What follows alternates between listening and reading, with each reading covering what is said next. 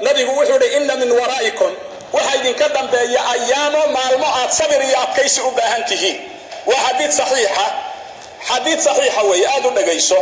wuxuu yidhi ninka maalmahaa sabraay ee xaqa kor u qaada alqaabid wuxuu la mid yahay kitaabka ilaahay qofka maalintaa qabsadahay kalqaabidi cala aljabra sidii qof dhuxul ololaysa hay la yidhi oo kale u dhigmaa. dhuxulo ololaya ma soo cantoobi kartaa oo mahayn kartaa? qofka diinta iltizaamkeeda isku dayaa maalintaa wuxuu la mid yahay qof dhuxul ololaysa gacanta ku xajileed kumana xajin karo.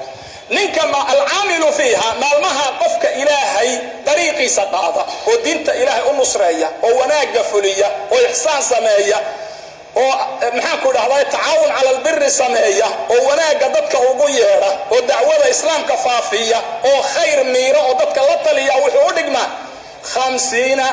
50 rajul buu leeyahay. 50 nin ajirkood buu leeyahay qofkaasi maalinta. waxay dhahdeen 50 minhum ma kuwa maalinta uu la joogo 50 ka mida oo camalkiisa oo kala samaysay la ajir yahay. wuxuu yidhi maya bal 50 minkum idinka 50